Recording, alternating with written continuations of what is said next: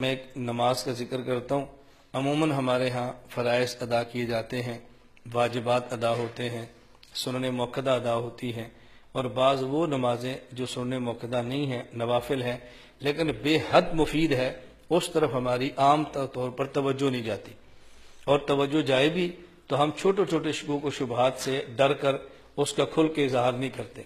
اس نماز کا نام ہے صلاۃ التسبیح۔ کیا نام ہے؟ صلاۃ التسبیح۔ اس کو سنیں بھی، طریقہ بھی ذہن میں رکھ لیں اور پڑھنے کی نیت بھی کر لیں۔ یہ سنن ابی داؤد کے اندر بھی ہے، جامع ترمذی کے اندر بھی ہے، سنن ابن ماجہ کے اندر بھی ہے۔ حضور اکرم صلی اللہ علیہ وسلم نے اپنے چچا حضرت عباس رضی اللہ تعالیٰ عنہ فرمایا، پہلے فضیلت سننا، رسول اللہ صلی اللہ علیہ وسلم نے اپنے چچا حضرت عباس کو فرمایا، یا عباس یا عمّا، پہلے 4 مرتبہ فرمایا، اے میرے چچا، اے عباس، الا اوتی کا، کیا میں آپ کو کوئی عطیہ نہ دوں؟ الا امنحو کا، کیا میں آپ کو ہدیہ نہ دوں؟ الا اخبرو کا، کیا میں آپ کو بہترین بات نہ بتاؤں؟ الا افعل بک 10 خصال، کیا میں آپ کو 10 چیزیں ایسی نہ بتاؤں؟ اذا انت فعلت ذلک غفر اللہ لک ذنبک، اگر آپ اس کا اہتمام کریں تو اللہ آپ کے گناہ معاف کر دے۔ اور گناہ کون سے؟ یہ سننا، کون سے اللہ آپ گناہ معاف فرمائے؟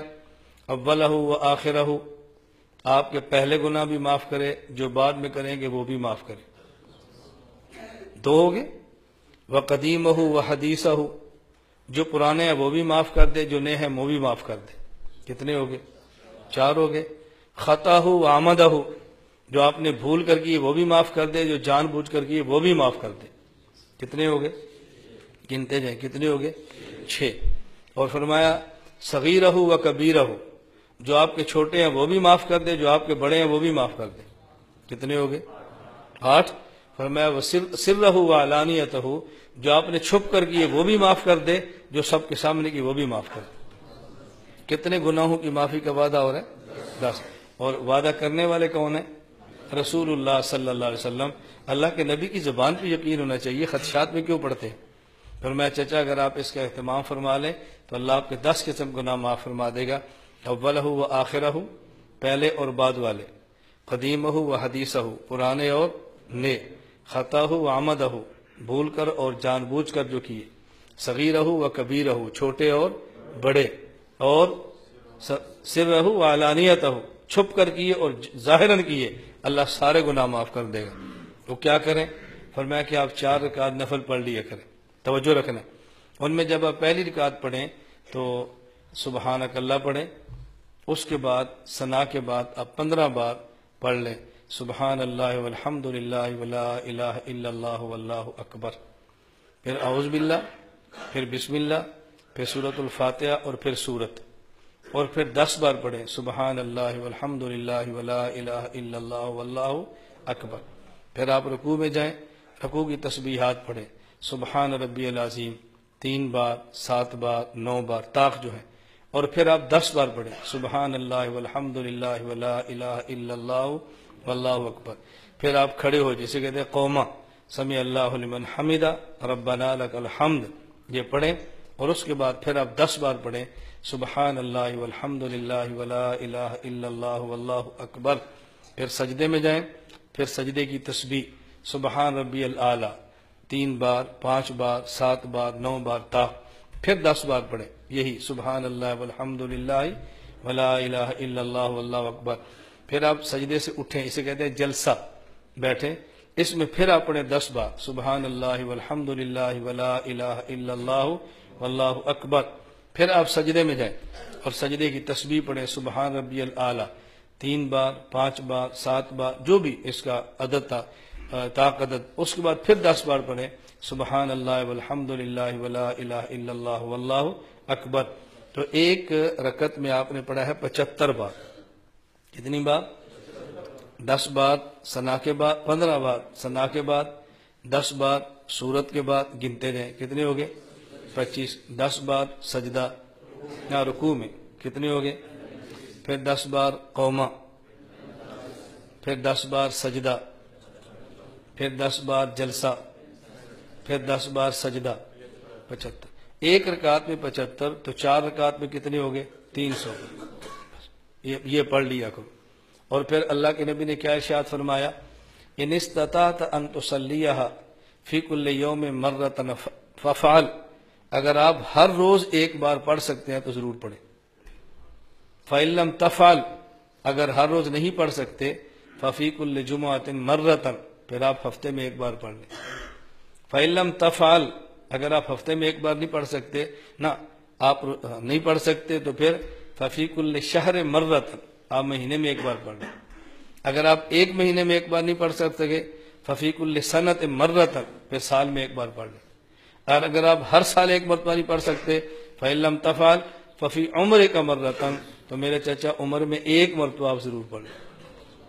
تو آپ اس کی نیت کر لیں ہر روز، اگر ہر روز نہیں تو ہفتے میں ایک بار، ہفتے میں ایک بار نہیں تو پھر مہینے میں ایک بار، مہینے میں ایک بار نہیں تو پھر سال میں ایک بار، اور سال میں ایک بار نہیں تو پھر زندگی میں ایک بار۔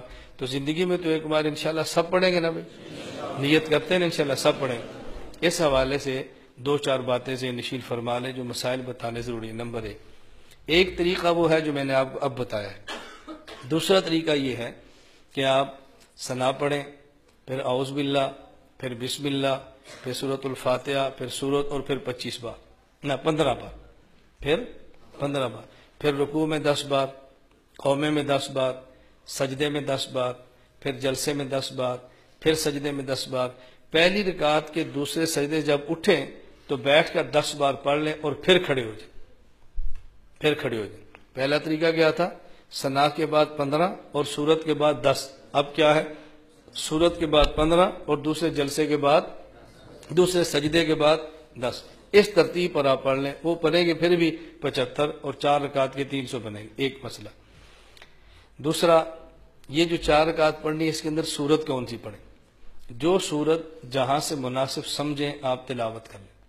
بعض مشائخ کی رائے یہ ہے کہ اذا زلزلت الارض زلزالها والعادیات ضبحا، اور الہاکم التکاثر والعصر، قل یا ایھا الکافرون، اذا جاء نصر اللہ، قل هو اللہ احد، ان میں سے 4 صورتیں پڑھیں۔ بعض کی رائے یہ ہے، باقی آپ کوئی صورت بھی پڑھنا چاہیں تو پڑھ سکتے ہیں۔ نمبر 3، اس کے پڑھنے کا سب سے بہتر وقت زوال کے بعد ظہر کی نماز سے پہلے، جب ظہر کا وقت شروع ہوتا ہے ظہر کی نماز سے پہلے، یہ سب سے بہتر وقت ہے۔ اگر اس کے علاوہ کسی وقت میں بھی پڑھنا چاہیں، 3 مکروہ اوقات نہ ہوں، سورج نکلتے وقت، سورج ڈوبتے وقت اور زوال کے وقت، کسی وقت بھی آپ پڑھ سکتے ہیں۔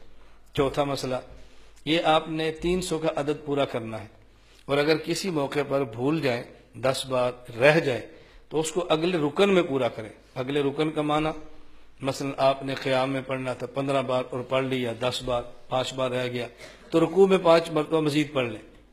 اگر رکوع میں رہ گیا، اس کے بعد قومہ ہے، قومے میں نہیں پڑھنا، یہ واجب ہے، رکن نہیں ہے، رکن میں پڑھنا ہے، نہ تو قومے میں پڑھنا ہے، نہ ہی 2 سجدوں کے درمیان جلسے میں جو رہ گیا اس کو پڑھنا ہے، نہ ہی 2 سجدوں کے بعد جب بیٹھے رہ گیا تو وہ پڑھنا ہے۔ یا قیام میں پورا کریں، یا رکوع میں پورا کریں، یا سجدے میں پورا کریں، اور یا آخری اتحیات میں بھی پورا کر سکتے ہیں۔ کیوں؟ آخری اتحیات فرض ہے، اور وہاں آپ پڑھنا چاہیں تو وہاں بھی پڑھ سکتے ہیں، درمیان میں جگہوں پر نہ پڑھیں۔ ان چیزوں کا آپ خیال کریں کہ میں نے چند ایک اس کے متعلق آپ کو مسائل بتائے ہیں، اور اس حوالے سے جماعت نہ کرائیں، اکیلے اکیلے پڑھیں۔ اب تو ہمارے ہاں ایک عجیب مسئلہ شروع ہوا کہ صلاۃ و تسبیح کا اعلان ہوتا ہے اور عورتیں جماعت کراتی ہیں۔ جی مرد نہیں، عورتیں، ہم کہتے ہیں مرد جماعت نہ کرائیں، اب عورتیں جماعت کے لیے تیار بیٹھی، اس لیے جماعت نہیں کرانی، انفراداً پڑھنا ہے، گھر میں پڑھیں، خلوت میں پڑھیں، نوافل ہیں، اور سب سے بہتر یہی ہے۔ باقی مسجد میں آ کر پڑھیں تب بھی حرج نہیں ہے، لیکن جماعت کا اہتمام نہ کرائیں۔ اللہ تعالی ہم سب کو اہتمام کی توفیق عطا فرمائے۔ تو آپ اس کا خیال رکھیں گے نا بھی انشاءاللہ۔